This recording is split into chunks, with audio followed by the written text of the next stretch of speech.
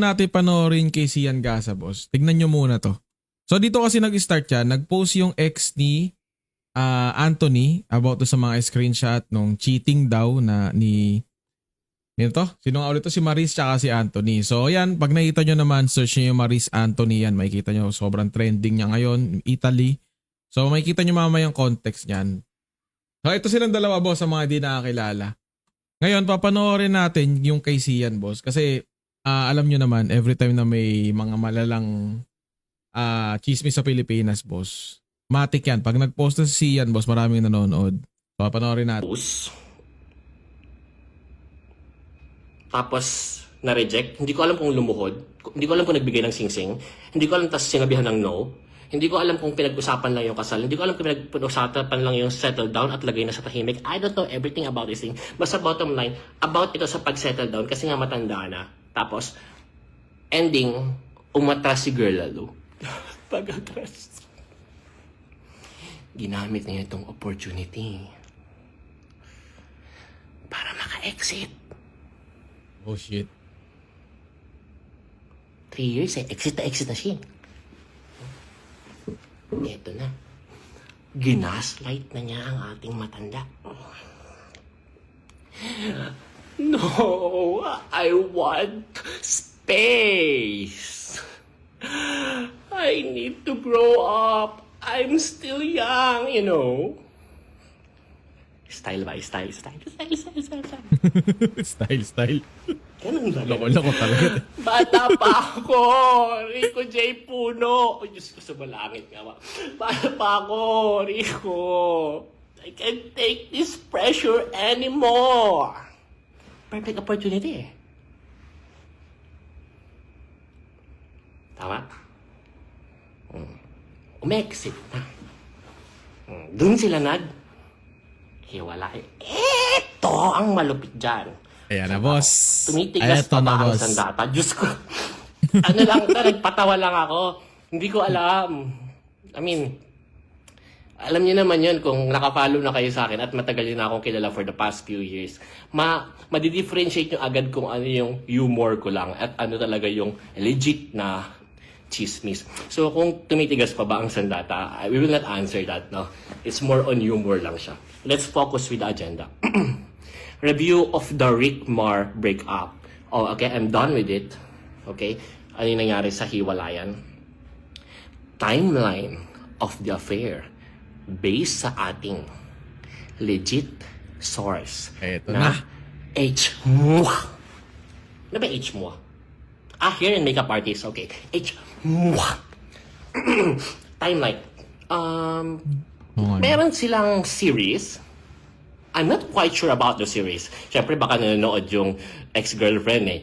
Grabe, English yan talaga yun. So, kailangan makisabay ako sa English. Baka sabihin niya, mahina ako sa English, nakakahiya naman. Baka mapahiya tayo, di ba? Siyempre, kailangan tayo itaas ang ating mosang flag. I'm not quite sure what's the series all about. Panis. But what I'm sure about, yun, pinapaikot-ikot lang. Basta ang alam ko lang, nag-shoot pa lang sila, may pampyangan na nagaganap. Ano yung pumpyangan? Meron na mga lihim na pagtatagpo na nagaganap. Okay. Behind Rico. Galing talaga mang-chismis si Sian. Diyan siya nakilala, boss eh. Kumbaga specialty niya yan, bossing. Pag meron talagang chismis sa Pilipinas, boss, pinasok ni Sian Gasa, boom! King ina, bossing. Lalaki talaga yung lalo yung gulo. Ibis na pahupa na, boss. Kunyari, eto na yung peak na akala natin, boss, na ito na yung pinaka hindi na aangat yung pagka-virality ng issue dito. Kunyari namamatay na yung issue. Pag pinasukan ni Sian Gasa yan, boom, stonks talaga, boss. Aangat talaga yung basta daming tao yun magkakaroon ng interest. Meron na mga pwede ko ba sabihin yan? Baka may mga 15 years old na mosang na nakikinig dito. So, kailangan kong alalay sa salita ko. Meron ng mga intimacies na nagaganap outside the camera. In short, sila pa ni Rico, sila pa ng ex-girlfriend. Nagsisimula pa lang yung shoot ng series or in the middle, may affair na. Oh shit. Oh shit. Pero hindi naman tayo sa naniniwala agad, boss. Kasi unang-una, boss, para maglabas ka ng ganito kasi, boss, sobrang laking kasiraan do sa sinasabihan niya. So, kung talagang mas madali kasing maniwala, boss, kung merong ebidensya bukod sa kwento. Masarap lang talagang pakinggan si Sian Gas habang nagkukwento, boss. Kasi alam mo yun, maritis talaga yung galawan. Pero hindi ibig sabihin na totoo lahat sinasabi niya. Maaring may mga bagay na mali or iniimbento niya lang. Kasi kahit mag-invent, eto boss akin lang pag ang tao wala sa Pilipinas, malabong kasuhan, as in hindi mo talaga pwedeng kasuhan, mas madaling gumawa ng mga ganyang bagay. So mas madali para sa kanya na gawin yun. Unlike kapag tayo, sa Pilipinas na tayo, boss, gawin natin yung mga paninira na hindi tayo sigurado. Pwede tayong mabalikan agad and pwede tayong makulong dahil dun. Medyo affected. Kaya kailangan maingat talaga tayo sa sabihin natin sa mga, lalo sa mga ganyan kasi, boss, hindi naman sila maliit na tao lang, boss, na pwede mong sabi-sabihan ng kung ano yung naiisip mo, kung ano yung tingin mong tama, sabihin mo agad. Kailangan mo timbangin, boss, lalo na kung wala ka talagang alam sa nangyari. May mga sakit lang in my past na binuksan, may mga sugat lang sa aking nakaraan na nabuksan because of the tissue. Specifically, I remember from the screenshots, sabi pa ni ex-girlfriend, sabi niya sa akin, matutulog na siya. Yun pala, ito pala nangyari. So, sabi daw ni boy cheater kay ex-girlfriend na matutulog na, sleep na daw. Pero yun pala, nagpunta pala sa bahay ni girl cheater.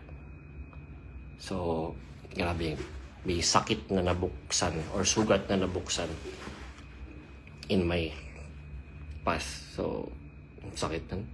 Alam ko yung feeling. Galing niya magdagan. Okay. Neck pillow story time. So weird. Ito hindi ko maunawaan na. Eta. Hindi naman ito neck pillow. Tama. Okay na ba yung tip ko? Sensya na. Ito. Ito hindi ko maunawaan. Diba? Nasa aeroplano kayo.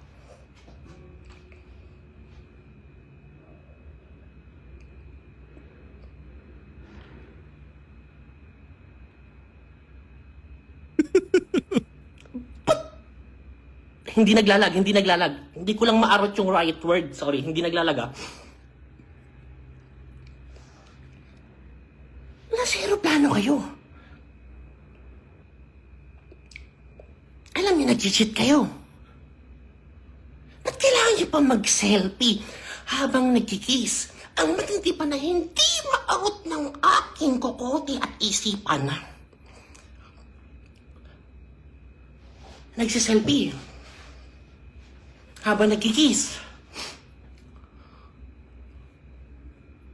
May neck pillow? Ano connect? Di ko magets. Hindi niyo man lang inalis yung neck pillow? Ganun ba? Normal ba yun sa mga magjowa? Saka mag-asawa? Ganun o. Diba ang kapal yung neck pillow eh. Kasi nire-relax na pantulugan. Tama. Tapos kikis ka pa ganun o. Tapos yung isa rin. Tapos saka kayo mag-selfie.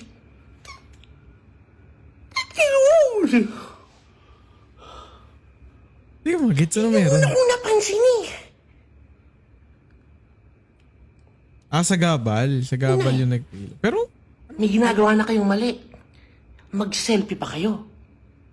Pangalawa, maintindihan ko yung nagsiselfie kayo kung kayo nasa katinoan kayo at hindi kayo mga isip bata, no?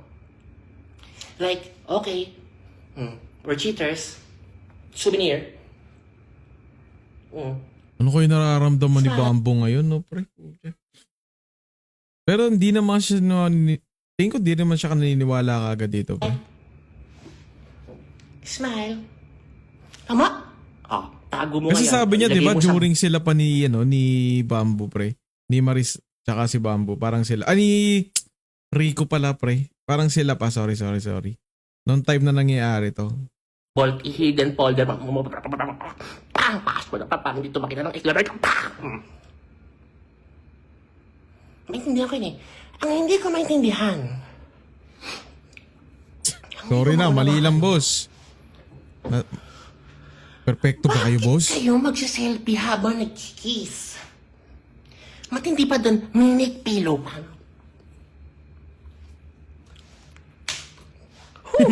Ewan ko. Lakas. Nawawala ako sa tamang hulog ng aking pag-iisip. May naiisip ko yung neck pillow na yan. Okay, moving on. Maris,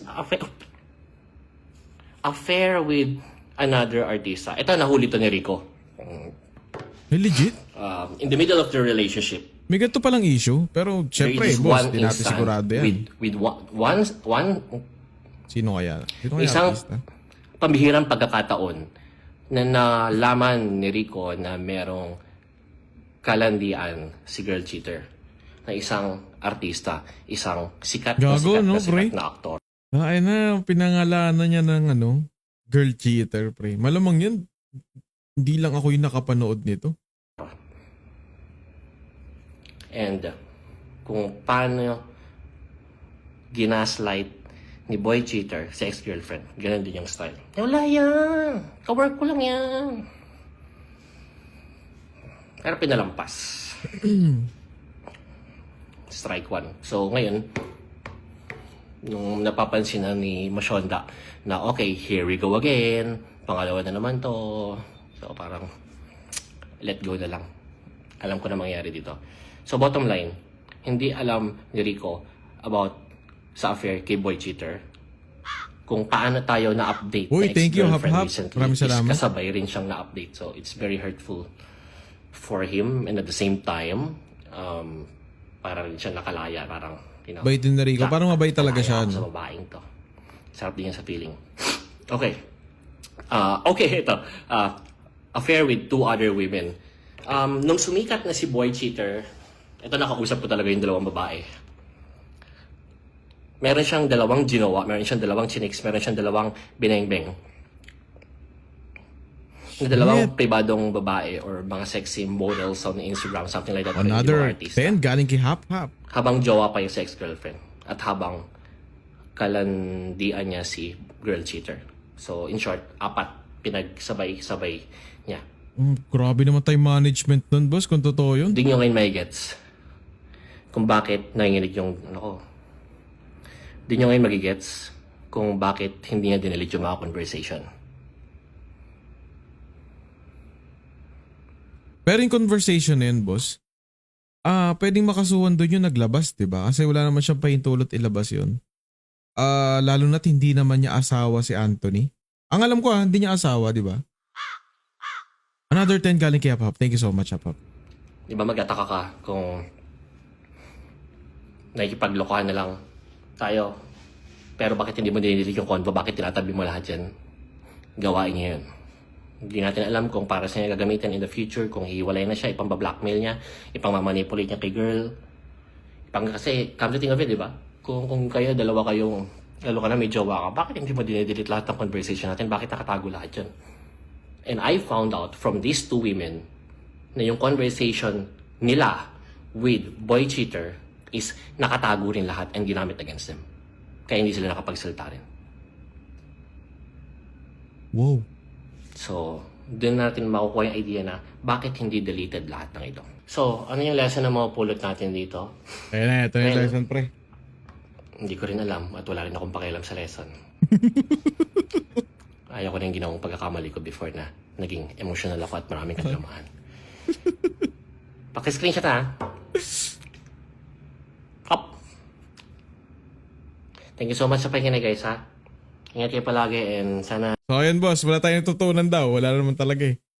Ano nga pa pwede natin matutunan? Wala talaga, boss eh. Pero, so ayun yung balita kay ayun yung pinaka nakalap na balita ni Sian, pre. Hindi natin alam kung totoo yun or baka nag-iimbento lang siya. Pero hayaan nyo lang, boss. Pero yun na yun. Thank you so much. Bye-bye.